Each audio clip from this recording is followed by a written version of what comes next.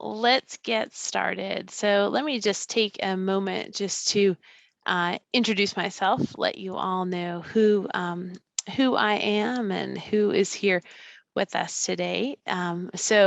Welcome to our West Virginia breakout session. My name is Erika Klose, and I'm at the West Virginia Department of Education. I coordinate science and STEAM and computer science for middle and secondary learning. And I've worked with computer science here in the state of West Virginia now for a number of years, which is really exciting. And I am joined today with Keisha Runyon Thompson, and I will let Keisha introduce herself. Good afternoon, everybody. My name is Keisha Thompson. I work with the K-5, and I do STEAM, science, social studies, and computer science. So I am grateful to be here and working with Erika because she is most definitely an expert, and I can't wait to hear the things that you all are doing and then how we can help support you all out in the schools. Yeah, so we are really excited that you're here with us today, and most excited because it's fun to talk about computer science at the elementary school level, and that's not where we usually talk about it. Certainly not where I usually talk about it, but I am really excited to have you with us. So just to say, this is our agenda. This is what we sort of planned to talk about today. But at the same time, I am completely willing to just sort of open up for conversation. So we wanted to just sort of mention our CS for West Virginia initiative, how that even impacts elementary, give you a little bit of an idea about what's been going on with computer science in the state of West Virginia, to share with you a little bit of information about our computer science standards for technology and computer science, show you where you can access some supplemental resources, and then take a look at information about computer science support for educators and then free professional development opportunities for educators. And so what I'd like to do is to just put two of my friends here on the spot since they are with us, and quickly allow Dr. Gay Stewart and Amber Stoffel, if they would just quickly introduce themselves, because if you do any professional development related to computer science, you might run into these two individuals. So if they could just introduce themselves really quick, then we'll move on. Dr. Stewart? Hi, Gay Stewart. I direct the Center for Excellence in STEM Education that's housed at WVU. And most importantly, we're part of this CS movement in West Virginia, and Amber directs that. Hi, everyone. I'm Amber Stoffel, and I run Code West Virginia. So we kind of set up all the professional development that's going to be talked about in a little while. And so if you ever have any questions, you're more than welcome to email me, and I can get back to you and get you the resources that you need to help with whatever your vision is with CS in your classroom. Thank you so much. Sorry for completely putting you on the spot, but I didn't want to miss an opportunity for our participants to meet you both directly. All right, so we have a plan for this time, and I can certainly go on to our next slide, and we can talk through all of this information. But what I'd like to do really quickly is just open it up, because I want to make sure that we address your needs and your questions. So let's just take a moment, and if anybody has a question, feel free to just turn on your camera, open up your mic, and ask a question, and we will see if we can get that answered before we move on. Feel free to ask a question, drop a question in the chat, or just open up your mic and ask a question. We're a small enough group here that we certainly have the capacity to do that. So just some quick information about computer science in the state of West Virginia. Our computer science plan comes out of something that was called our comprehensive approach to STEM, which was this really big initiative where individuals from all over the state came together to basically advise us here at the West Virginia Department of Education about what we should be doing related to STEM into the future. And one of those working groups, part of that comprehensive approach to STEM, was focused on computer science. and they did some tremendous work in that time that they were meeting together, and they gave us really strong recommendations related to STEM and computer science for the state for all grade levels, and it really kicked off a lot of really neat computer science initiatives. So one of the most important things that happened related to computer science here in the state of West Virginia happened on February of 2019, and that's when our governor signed Senate Bill 267, which is known now as our computer science bill. But the computer science bill basically gave two big directions. It said that our State Board of Education had to adopt appropriate technology and computer science standards that included computer science at all grade levels, so K-12.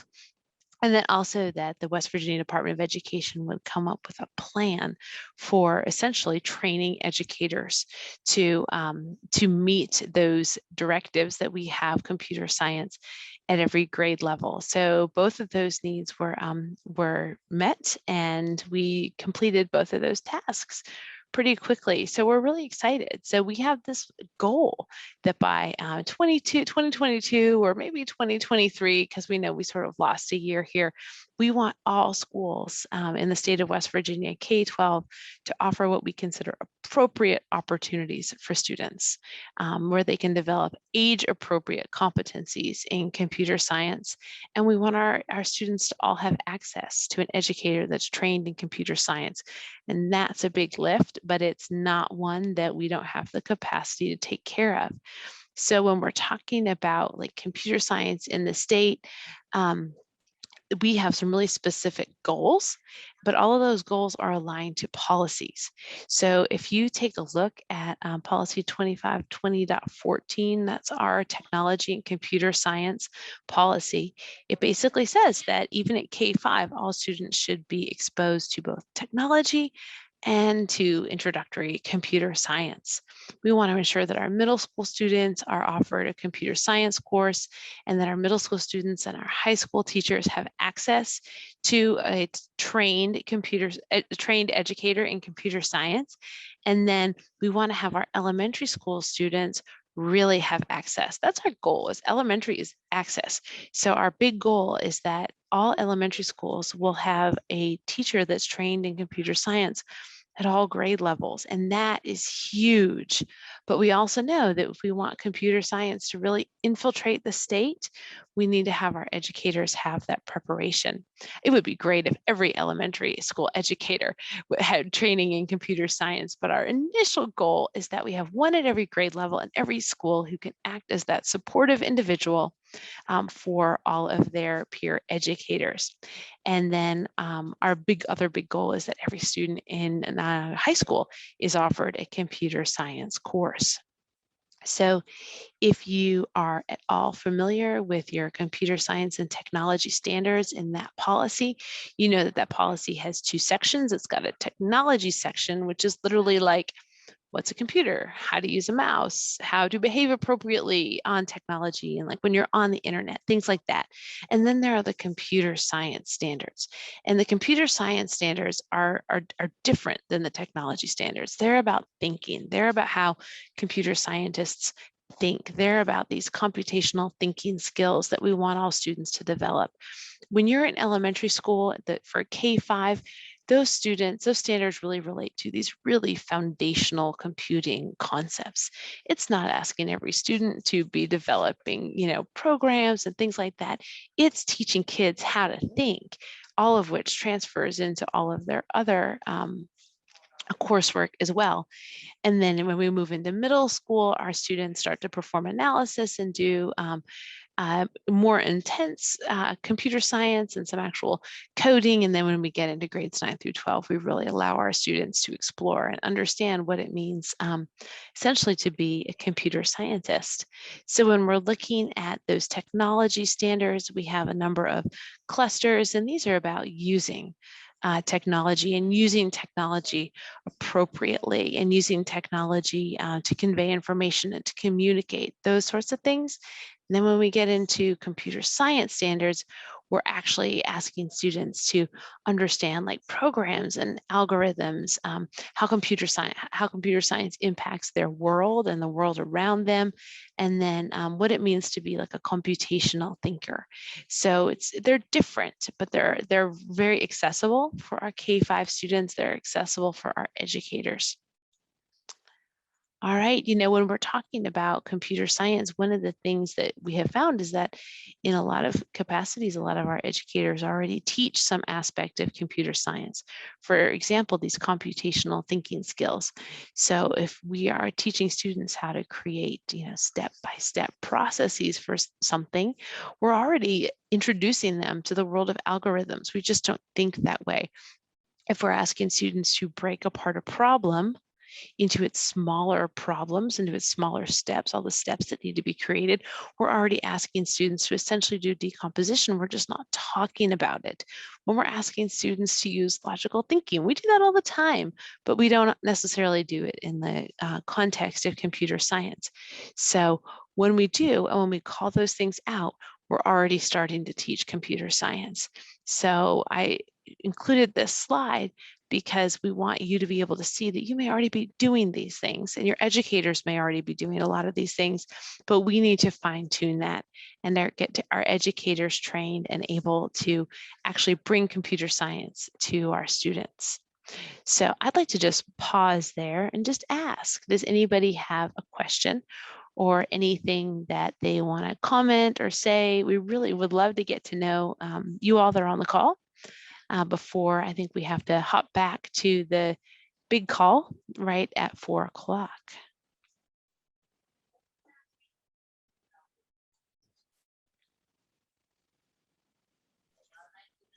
I was gonna say, Erika, can you hear me? I can. Okay, sorry, I just want to make sure. I know one of the things that I love about separating out the technology and the computer science is that, especially with those elementary kids, there are many things that, again, like you said, teachers are already doing, or that we can focus on, that are really non-digital ways to work on these computational thinking skills and getting them to the idea of coding. I've been working on the code.org site myself, trying to train myself, and even starting at kindergarten, seeing how they don't have to be able to read, but they can know how to do movements, and they can know left to right and those kind of things. So I know those are just great skills that you can work into. When we go to the cafeteria, are we going to turn left to go down the hallway? Are we going to turn right? And those are just things that are constantly working on breaking down, and how are we going to do this? And I think those kind of skills, when we take it out of, I have to be able to know how to code myself, that's not everything about technology and computer science. And so I think when we can open up a lot of this to teachers, I think that's going to help our kids the most. So let them understand that we're not just coding, that's one piece of this very big pie that we have. I love that. All the pieces of the pie, and there's enough pie for everyone, right? And we want everybody to have access to the pie. I finally was able to open up this chat. I've got so many windows going on, and it's exciting to see how many folks are here. It's exciting. Yay, thank you.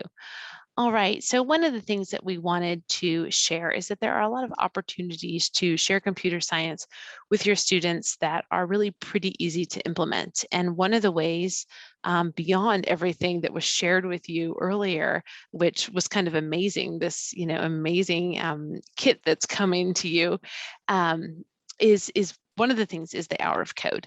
So many of you may have already participated in the hour of code. I'll just say, if you've participated in an hour of code, maybe you could use one of your cute little reactions and put up a hand or a wave or something like that.